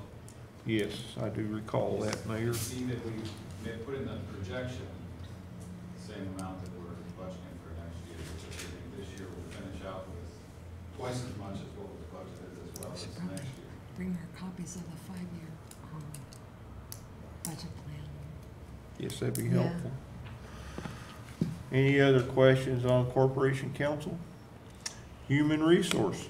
We see that budget has been zeroed out this year. I have We a understand question, the I do have a question reason for that. regarding human resources. Now, we've talked about having a benefits coordinator or someone. How is that going to be a free service? What free service Those provider? individuals are actually paid as a commission, on a commission basis, almost like a travel agent. So the city doesn't actually budget for that administrator. When we put out the RFP, and I think the newspaper just recently wrote about this, when we put out the RFP for a healthcare administrator, one of the conditions was, would you be willing and able to have somebody serve in the city of Plattsburgh once a week? I guess it's possible that all the people that come back to us come back and say, no, that's not possible. We've already had verbal indications that people said, yeah, we could easily, on a regular basis, come and have somebody sit and serve in the city of Plattsburgh. So the negotiations, just how often that is, our expectation is once a week. Thank you. Any other questions about HR? Engineer, pretty much the same, is zeroed out that budget. On that departmental code, that those monies have been transferred to other units within the city for the services we provide. I'd like to have you explain that to us as we go along, Mayor, if you wouldn't mind. Sure, I think I might even have my briefing sheet, something Dean sent out to you last week. Yes. Has more of the details, and it's consistent with assumptions on the work plan that John Ruff and his team have been working on. We would anticipate, currently in the department, there's a city engineer and engineering aide. That engineering aide is actually a civil engineer himself. He'll be writing, by the way, his professional engineering exam in October. We anticipated moving that individual and the senior clerk over to community development. Okay. So their budgeted items would appear over there. We also left some room for a limited amount of contracted services. Most, and I was discussing this with Councilor Armstrong earlier today, most of the contracted services are actually built into the capital projects themselves. As a matter of fact, we just recently opened up RFPs for Main Road. Within that RFP is additional engineering services. Once in a while, we'll do in-house the professional engineer's stamp, but that's relatively infrequent compared to the scale and size of external contracted services. So to actually have a separate line for contracted engineering services isn't all that necessary if we continue to build them into the large capital projects. However, we do also hope to do more in-house work, especially in surveying, in computer-aided design work. We believe we have the skills within the city. They're in different pockets, and that's one thing that Mr. Ruff is organizing within his committee, finding these pockets and getting these individuals to work in a collaborative way. One of the first projects we're going to be doing that on is on Main Road. It hadn't been anticipated to do that project in that way, but we've already had other entities within the city eyeing that project and identifying things that they actually feel they could do in-house rather than having to contract out for. So engineering services is no different. Once in a while, we'll still want to employ a local company to help us with some of our engineering. In the plan that we sent to you last week, to summarize all this, we called that backfill as needed, where we feel we need extra talent that we currently don't have. So we did put in a little bit of a budget for that, I believe $25,000 if I recall. Okay. Mr. Ruff, do you have anything to add to that? You're more familiar with this than actually. At this point, no, we're still looking at the financial part of things and trying to figure out exactly what the new position, job duties are going to be so that they can adequately support public works and all the other infrastructure brought to the division. What job description is that? Community planner? Senior planner position. And from your packet, we included a senior planner job description. I ask you to look at that carefully. One of the qualifications for it is an engineer, although it could also be an architect or somebody with a master's degree in planning. Given the structure of this collaborative group in that infrastructure division, if we could find an engineer who'd be willing to shepherd that work, that'd be ideal. That's going to be our objective. Okay. And the figure, the total figure on the bottom, 142. Where's the rest of that budget? Isn't the total budget much higher than that for the engineering department? With a third, and a third? We're talking like... Right. For the general fund, we can continue to partition those activities into other entities as well. I think there's a little bit of miscommunication on that earlier. We wouldn't anticipate partitioning any differently, so only some would actually stay and lie in the general fund. That 142 here, I think you're looking at just the general fund portion. Right. The biggest piece of that 142 is 50,000 in EO for the ADA compliance. That's carried over from last year. You see it in the revised budget? Yes. Where it goes from 10,880 to 60,880? Yes. And it's also considered to be in the actual because it's an encumbrance at this point, it's a PO. Hasn't been spent, but that's the ADA compliance long list of compliance issues the city is working on. So that's not a recurring item. That's not a constant piece of that budget. Okay. The payroll that you're looking at there is a combination of the engineer himself, 25% is general fund, and then I believe you only have 50% of one other support person. The rest are charged to other funds. Your total budget is in the 300,000 range when you look at all the salaries and all the benefits of all the people combined, but it's being shared across several funds. It's like 383,000, isn't it? 383, does that sound too high? Yeah, 383 for 2017 in that neighborhood. Okay. And basically what I did there is I just went and took all the full pay looked at all their benefits individually, put those together, plus the remaining costs that were in this 2017 budget. And I don't believe I included the 50,000 ADU because that was an aberration. Okay. Any other questions or comments about engineering? Next is elections.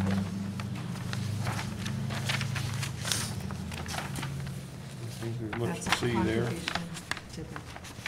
Clinton County dictates that number to us. Yes. Clinton County dictates that number to us. It's Okay. per share. I think I've sent you the schedule in the past about how they allocate those costs. Yes, you have. Okay, we can move on to municipal buildings now. If anyone has any questions there, concerns,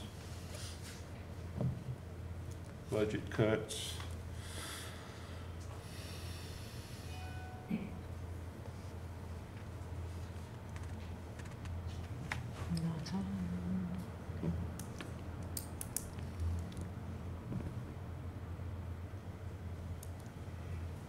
Central data processing.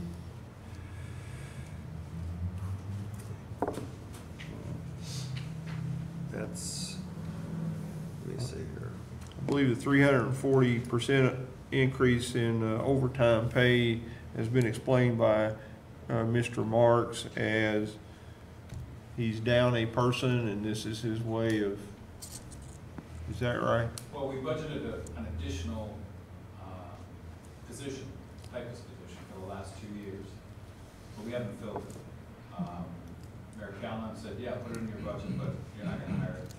Mayor Reed has now said we have pretty much a hard hiring freeze, so we're not gonna fill that position. In fact, we have a lady out pregnant right now.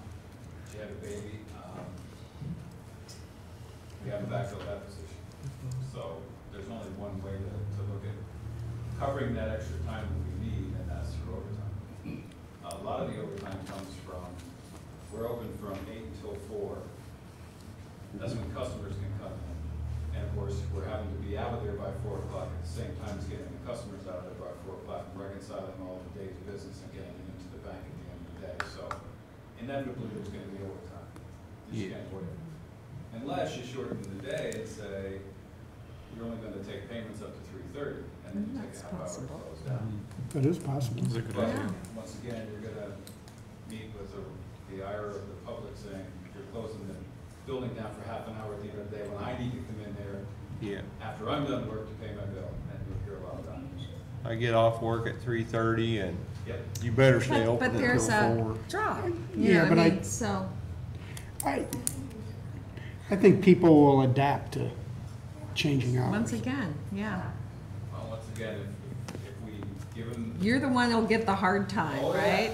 That's right. And once again, that's why I'm not looking forward to any big changes there, because the public always takes it out on us as to why we screwed up their capabilities to do what they want to do. But And we're hopeful that with the new bill pay system coming in, that we can change people's behavior a little bit. We don't want to bank in any savings or anything. We want to see how that pans out for a year or so.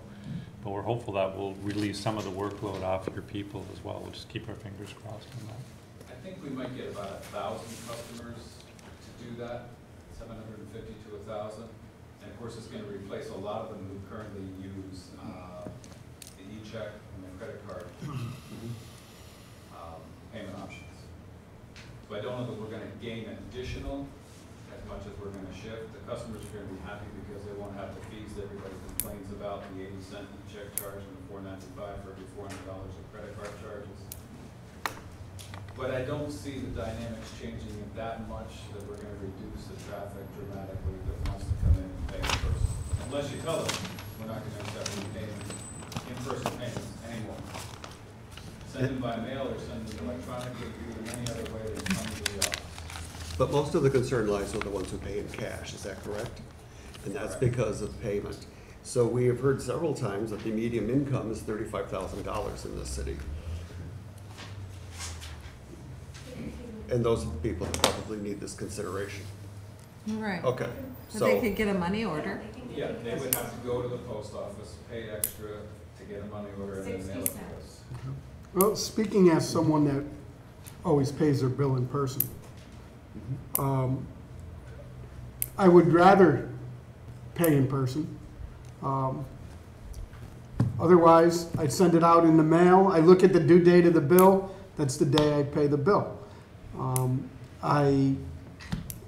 Having to send it out 4 or 5 days advance notice through the mail. And this is speaking as a son of a retired letter carrier.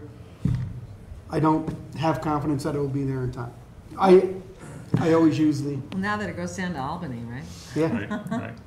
But you would adjust, you would send it. You would send No, it. I wouldn't. You wouldn't? You would, No. but you get paid later. No. I just think that you need to have, at least, I just firmly believe that there needs to be some. Maybe you would adjust, but I One-to-one. think we need to consider others who would not adjust. And not everybody would adjust. Adjust. Because someone says they would adjust, doesn't mean others would adjust. And we're here to represent them as well. Yeah. Thank you. The bottom line is that this department has saved almost 4% next year. That's admirable. They already have a pretty tight operation there, I think. Right, I mean, look at the overtime total. 18,000 on the contract service line once again for the other half of that rent from MLD. That's the one account that's down 12.5%. That's contracted services? Yes. Here? Yes. Yep. Okay. That's for the reference. The other half is. Any other questions about central data processing? If you look back to 2016 at that contracted services line, Mm-hmm. 242. there's quite a difference. Yes, there is. Sure is. And that's the advent of, one system versus two, mostly. Getting rid of the second utility billing system, using the unit system. Right. $110,000. Having one system that becomes more efficient. Took us several years to get it done, and it's still not completely Right. finished. We're still arguing with the vendor, but it's made a big difference in the efficiency. Good. Okay, next is unallocated insurance, and I have to admit, I have no idea what that is. That's the general fund share of the PCL insurance, property casualty and liability insurance. Okay, It's about $248,000 a year bill, that's the general fund share. okay. It's allocated amongst all the funds. I can send you the schedule if you can keep up with that. You can see how we allocate it. Do you ever shop that around, Richard, for better deals, or? Every year we get new quotes, but we do an RFP every 3 years for new agents as well. Okay. Richard actually worked very closely this year with them to incur some more economies there as well. Design the policies a little bit better for us, and they were actually pretty helpful, even recommending some things. They still want us to look at cybersecurity, and we haven't actually sat down with them to entertain that yet. Told them we would do it once we're certain how our information technology structure is going to proceed. We did add another $5 million worth of umbrella coverage for about $4,300 this year. So now the city's umbrella package is up to $10 million instead of $5 million. Well, that's good. Yep. And you did that, and you're saving 7% on that cost for Yes. next year. The rates actually went down for us, so we were able to take advantage of increasing that coverage. So a catastrophic claim that might close the doors, this Yeah. helps us avoid that kind of thing. Right. Okay. There's Any another- questions about unallocated insurance? Mayor wanted to say something. There's another case, as you know, we want to try to do the best job we can in defending against suits. And we're in one case actually willing to take on a suit and challenge it when the insurance company is actually quite willing just to kind of consider it a nuisance value. But we want to send out a signal that we're going to be very, very diligent in looking at these things and hopefully sending out that signal to people who would like to sue the city. Along that line, Mayor, Can an individual go directly to our insurance company with a claim? Let's not call it a lawsuit, but could they put a claim and then we find out about the claim? Usually processed through your office, aren't The they? process goes through the city clerk's office. An insurance claim? Yes.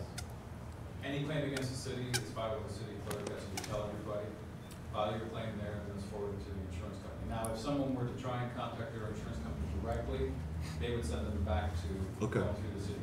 And there is a distinction between a suit and a claim, is that Yes. correct? And I would have asked Dean, how many suits do we presently have pending against us?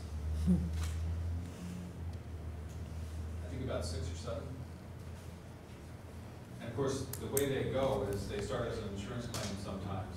Mhm. And then when the person's not satisfied Right. with denial, it's like they have the right to file suit. And then 50H hearing is held, depositions are taken.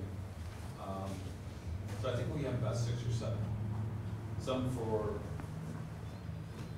public walkways, trip and fall type of things, and others for police type issues. Okay. One for a freeze up of a house. Yes. So Yes. I can confirm the number for you. I believe it's 6 to 7 are suits. Okay. Thank you.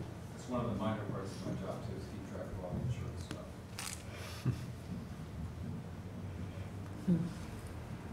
Okay, next is Municipal Association dues, 5904. Looks like it's pretty much the same year after year. That must be for NICOM or, Yes, that's our NICOM membership dues. okay, Luckily, they haven't increased the rates. good for them. Maybe we could convince them to lower the rates. Good for you. Yeah, good luck, Yeah. right? Pay out to 5. Okay, judgment and claims. We've set aside 761,000 this year. That, I believe, is the money that we put aside for arbitration. So that explains why we have nothing next year, although I think we will have additional funds in 2019. Right, we're Correct. trying to Put stay that ahead in our and plan. plan the budget for that, that's right. Okay, any questions about that issue? Next is taxes on municipal land. Of course, there's not much we can do about that. We bring it and pay it.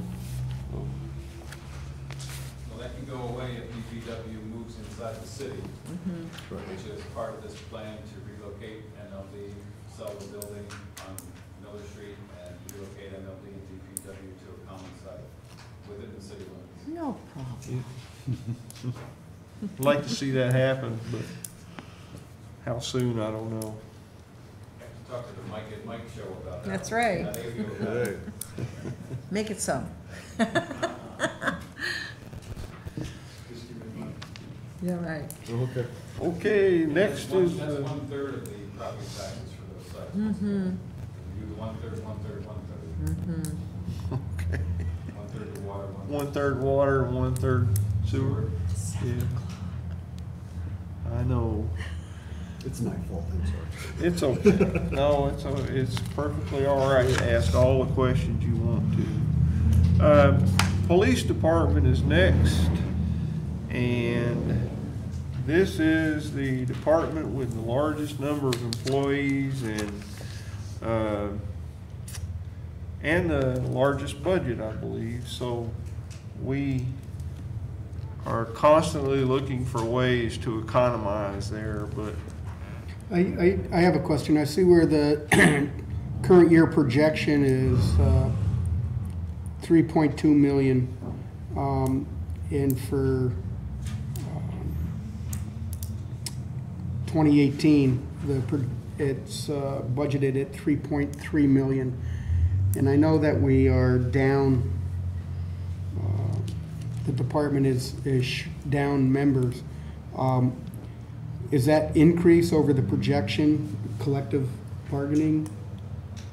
Or Partly, and remember, we're down in the 2017 projection compared to 2017 budget because of some of the attrition that they faced. right.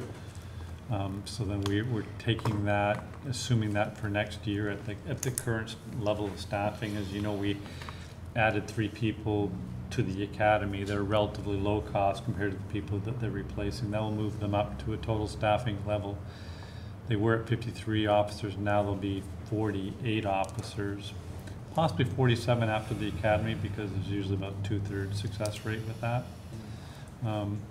We do anticipate a little bit more attrition next year as well, but we didn't bank on that. We didn't include that in the figures.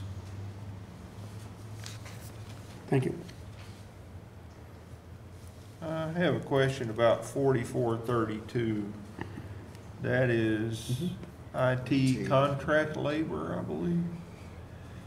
So we're spending $57,000 on contract labor.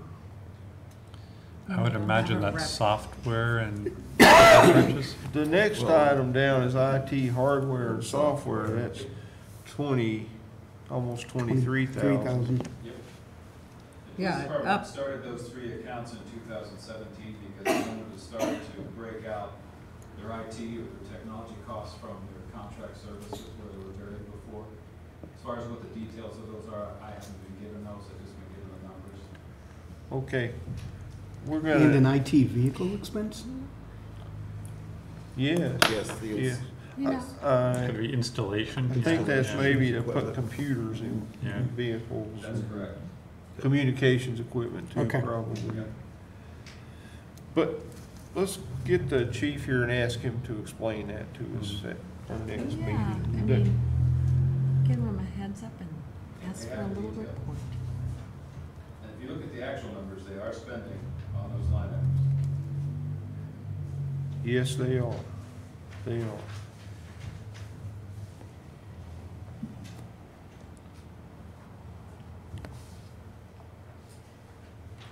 Any other questions or concerns about police expenses? Once again, it looks like some real efforts have been made to reduce spending. If we look at item number motor vehicles, 2,300 to 42% increase there. Anybody have any idea what that's all about? Excuse me, which line? Motor vehicle. 2,300 motor vehicles. Looks like they're gonna buy a couple of cars next year. Yeah. That's what that's for. Actual Okay. vehicle purchases. Okay. And usually that's 2 vehicles. They usually count on doing that every year. Right. Yeah. They expense their vehicles right through their operating budget, and they look to replace 2 to 3 per year. Okay. They use a fair amount of fuel. We're also working with Clinton County to get a better price on fuel. And we think we can save about 20 cents a gallon on fuel by working wow. as a shared service. That's not banked into their numbers yet, but hopefully some savings we can realize for next year. Okay. Any other questions or concerns about police department? So we'll hear back from Chief Parkinson next week about those questions, right? Yes. I'm sorry, because I don't see a separate line for fuel. Is that part of motor vehicle or? Vehicle supplies, Okay, thank you.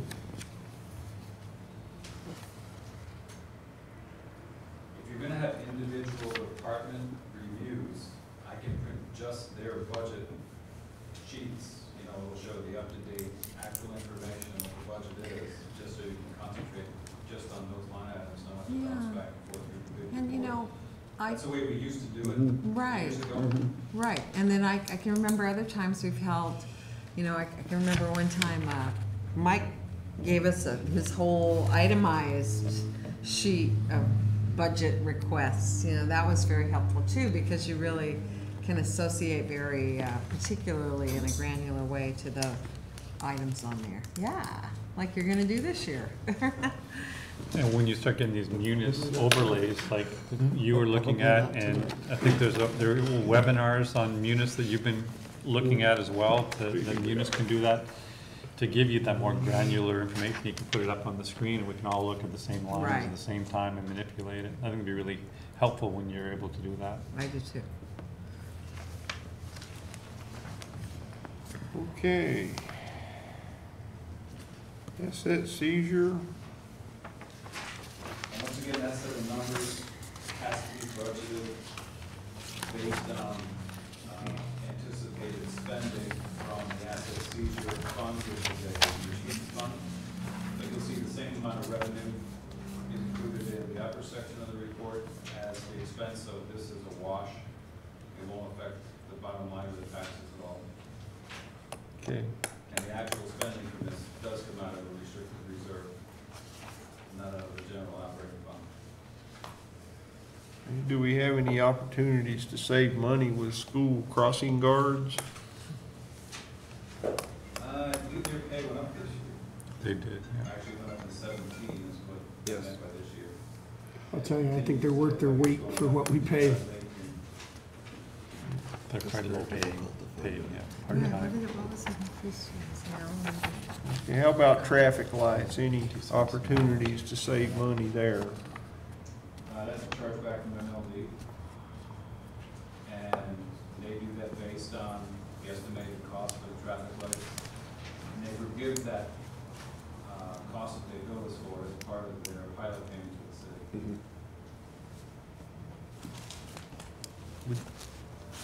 So this doesn't cost us anything? Is that?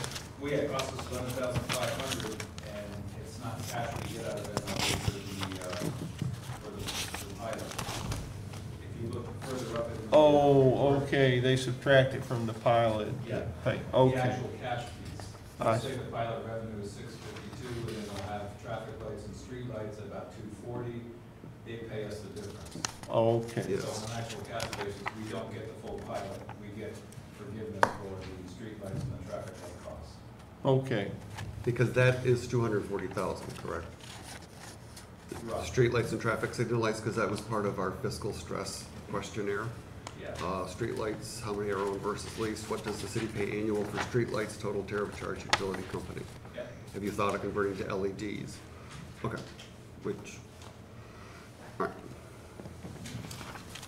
Good Well, we detail. are converting to LED for one short street as part of the, the filming for this movie. They've asked us to change one street to LED. They're paying for it and everything, but they needed a certain street color. Street light color. Maybe we get a new manhole cover out of them. Yeah, yeah. Just kidding.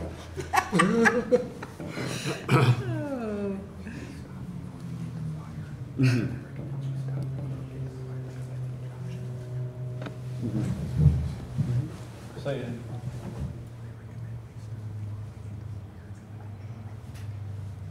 Yeah, we can do that. Okay. This might be a good place for us to stop.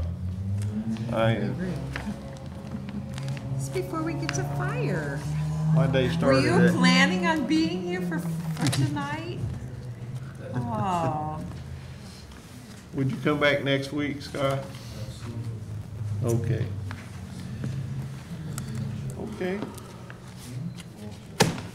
Anyone have any Can you give us closing, the thoughts same or kind of comments? handy dandy Oh. information that Mike has, the, kind of your budget as you have it, rather than just the munis printout? Thank you.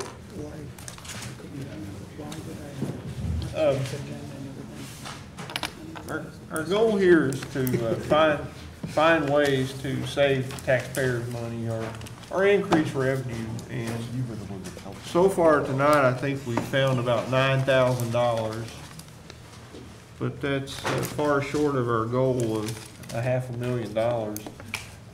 I feel like we're sort of at an impasse here, and I look at this budget and I see, well, there have already been a lot of significant cuts made. Mm-hmm. Where else can we find savings? I can't see anything that jumps off the page here at everything we've looked at so far. Where else can we find some revenues? Maybe we should look at that. Well, There we are. that too.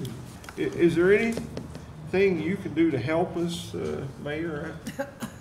We've been, at our managerial meetings, daily. We're focusing now on trying to give you more ideas of where you can make cuts or revenue enhancements. How about if you'd like us to bring you some more ideas next week at your next hearing? For instance, I think you'll be pleased at some of the things that the fire chief will be able to tell you next week. So I'm confident we can get you at least halfway to your goal with some good and very likely either savings or revenue enhancements. And then we'll just have to dig together just a little bit more after that. And Okay. that's at least halfway, maybe even 2/3 or 3/4 of the way. So Okay. how about if we just, the managers will just work on this and report to you next week. And in the meantime, we can try to share some ideas with you via email so you can think about it a little bit as well. Okay, that's an excellent idea. Thank you very much. Is there anything else tonight? Nope. Yes, Carol. I'm sorry, it's the first meeting I'm sitting in, but there are some things that I'm thinking that are ways to cut. I am like Peter, I go in person to MLD and pay my bill. I think the perfect time to make some changes with hours and the drive-through and all of that is when they change locations. Everybody will adjust to changes. Peter can go during lunch. I mean, it's not fun for anybody to have to change. I'm one that goes there every day, or every week rather, whenever my bill is due. And if I have to mail it in, then I will do it at the time. The other, things that I think are important is that we talked about record keeping, and I know that IT is going to be cut, but I'm thinking for PM, for the lighting department and some other records that maybe we can work towards putting more things, computerized so that we can get rid of the storage of that. And the other thing is that I think that I wondered, I had this question all along. How come we can pay school tax through the Clinton County Treasurer, which is a county service, but we can't use that same department to pay our Plattsburgh City land tax? That's, because that takes a lot of time from your department. And there must be a way that we can look at using their service to pay city school tax. They're already set up to take taxes, so land tax. There are some implications to that. Richard, did you want to discuss that? I think do it. we can do it. We've discussed it. We've discussed that. I think we should do it. I think we really need to make some changes. The other thing is that I don't know, a lot of my tenants use the online service. You're going to work at improving that. If we can work with the older people where they're not, if they can use debit cards or credit cards or something, you talked about that specifically. So I think that's something you're working on. Yeah, for direct debit payments out of checking accounts. Yes, that's what I'm thinking. Right. And that's where I bring up the point about the older people, social service, et cetera, that don't have access to maybe, personal checks. I know that a lot of people that get Social Security, et cetera, get direct deposit. There must be a way that we can look at having them do an auto deduct from their account too. And then I would love to know the increase in percentage of people that pay online, because I bet you that has increased a lot. And as you increase the services and word goes out, is there a way to improve, or you talked about this specifically, but I didn't know where it's at in status, is I personally have my new tenants go in and set up their new electric, or they call to disconnect. But is there a way to get that streamlined, to actually call or email in a lease and other documentation to set up service? They can actually do it online. The only problem is if they're going to pay a deposit, they have to do it online as well, or else still come into the office. Okay, New accounts require a deposit, especially if the people our college students are not, yeah. But I know that, I know that's a situation that we probably could resolve with taking out, in order to set it up, they'd have to set up something with with a credit card to set up that, deposit.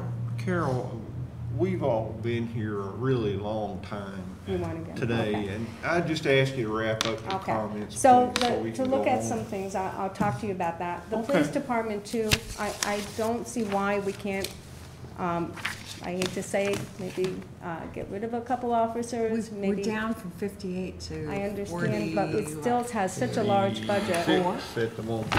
And the 2 new vehicles, is there a way that we don't purchase 2 new vehicles? I mean, We I can think we certainly need to look look at into some that. of that. I'm sorry to take up your That's time. okay, I no, wanna- no, no, your input is valuable, thank you, thank you.